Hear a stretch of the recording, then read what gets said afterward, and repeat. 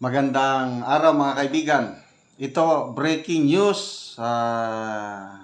Malungkot po na balita. Ito may post si Dr. Lorraine Badoy. All of the Vice President's security have been taken out and will be charged with obstruction of justice. Yung security personnel ng Vice President, tinanggal na lahat. Zero na. Nung una, binawasan lang. So, itong nagkagulo sa House of Representatives, yung pagbisita ni BP Sara, may security pa siya dyan eh. Tapos doon sa St. Luke Hospital, may security pa siya. Ano daw? Yung mga security daw, these are members of AFP, PNP. Ano daw, sila daw yung nag-obstruct sa justice. Dahil nanggugulo, yun, na-obstruct yung tamang decorum, or ano. Yun ang dahilan kung bakit pinol out lahat na security personnel sa Office of the Vice President, nakatutok, tinanggal na. Bago ko ito nabasa itong post ni Dr. Lorraine Badoy, may nag-text sa akin na isa kong kaibigan, PME graduate. Sabi niya, Bok, paki-check mo nga sa mga contacts mo kung totoo yung balita na tatanggalin lahat ang mga security personnel ni BP Sara dahil nga sa obstruction of justice. Sila daw ang nanggulo, nakabigay ng kaguluhan doon sa House of Representatives, yung pagtulog ni BP Sara, at saka doon sa St. Luke's Hospital. Sabi ko naman, yes Bok, I will check. Nagkontak-kontak ako. Mamaya, nag-respond na ulit yung kaibigan ko na confirm na Bok, tanggal na lahat. Kaya sabi niya, ako, mag-volunteer na lang ako. Katawan lang gamit ko kasi retired military personnel. Hindi ka naman pwedeng humawak ng armas sa labas. Pwede sa loob ng bahay. So, katawan ko lang ang aking gagamitin. Ipanangga. Ganon. Yung aking kaibigan, volunteer siya na security ni BP Sara. So, ito na mga kaibigan. Lalong ma-expose sa danger ang buhay ng ating BP Sara.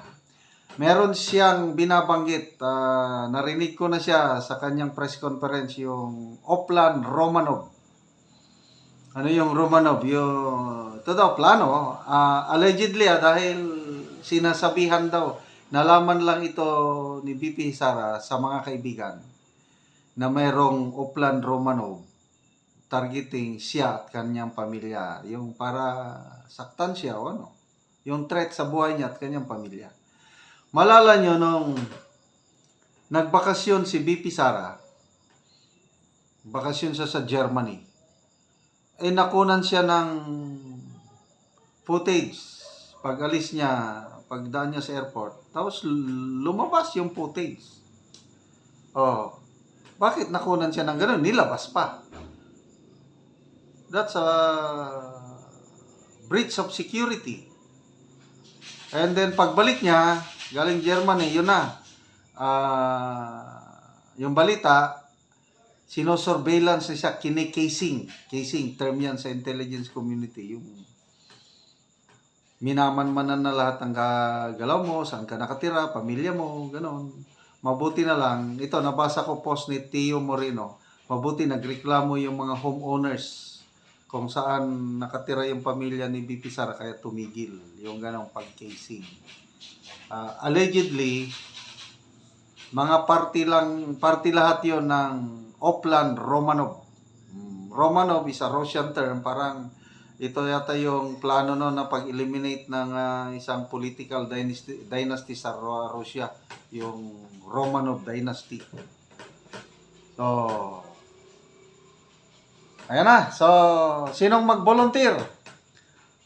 Ako, malayo ako. Nandito lang ako sa Gusto ko sanang mag-volunteer. Anyway, tawag ako sa mga kaibigan, kung sinong mag-volunteer. Kailangan ngayon ng BP Sara ng human shield.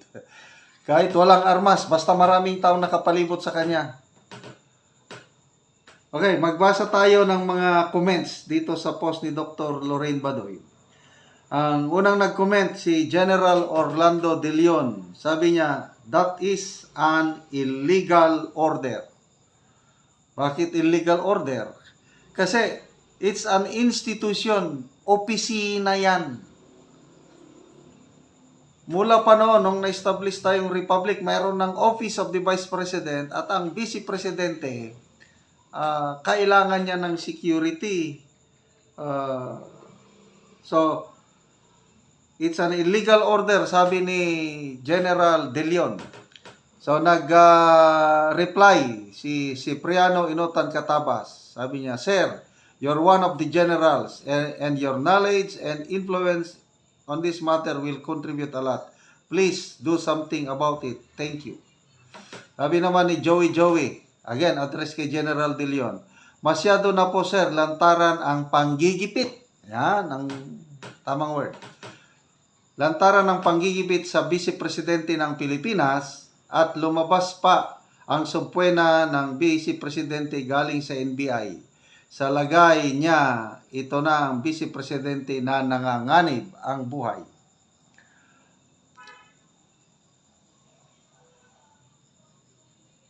Si Angel, response niya kay General De Leon, Sir, it's really an illegal order. Pero parang lahat ata ng mga nasa posisyon ay tinatalikuran na ng ating pangalawang Pangulo. Sabi nga po ni BP, wala kaming kakampi dito. Ang kakampi na lang ni BP, ang taong bayan. Okay, so other comments. Sigrid de los Santos. If the Vice President is an easy target, what else is not easy to take out from regular citizens that will not bend to their whims? May Castro. The AP don't deserve the kindness and malasakit of PRRD during his term. The only commander-in-chief who doubled their salary. Grabe ginagawa nila kina PRD at BP Sara. Kinakawawa lahat ang mga tao ni BP SD. Kawawa ang Pilipinas. Si Hugo Gualberto, sabi niya, grave abuse of power is land oppression. Si Senyo Duran Caranzo Jr., clear sign of weak leadership. Jomel Mangkaw, look at what these grown-up men doing to a single woman. Kinatapang na nila yan. Is this the best they can do? Correct. Kaya don't worry. Kahit tinanggalan, nako, palaban si BP Sara. Hindi yan takot. To me, no problem yan kay BP Sara. She can go around without security. Alam niyo, ang security ni BP Sara ang Diyos. To me, BP Sara is a God-fearing woman. Yung mga nag-ano siya palagi ng palagi sa Diyos. Kaya, dasal. That's the best thing that we can help the BP. Tayo na hindi makapag-volunteer na physical security niya, through our prayers, malaking bagay yan. God is a God of miracles.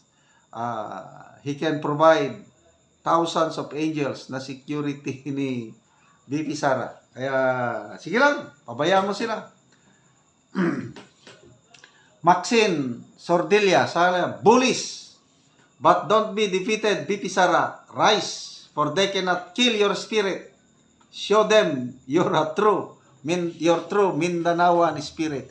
Sabi nga ng salita ng Diyos, huwag kayong matakot sa makapatay sa inyong katawan, body, but walang magagawa sa inyong kaluluwa at spirito. Ang dapat nyong katakutan ng Diyos na may kapangyarihan na sirain ang inyong katawan at dalhin ang inyong kaluluwa at kaluluwa at espiritu sa impyerno.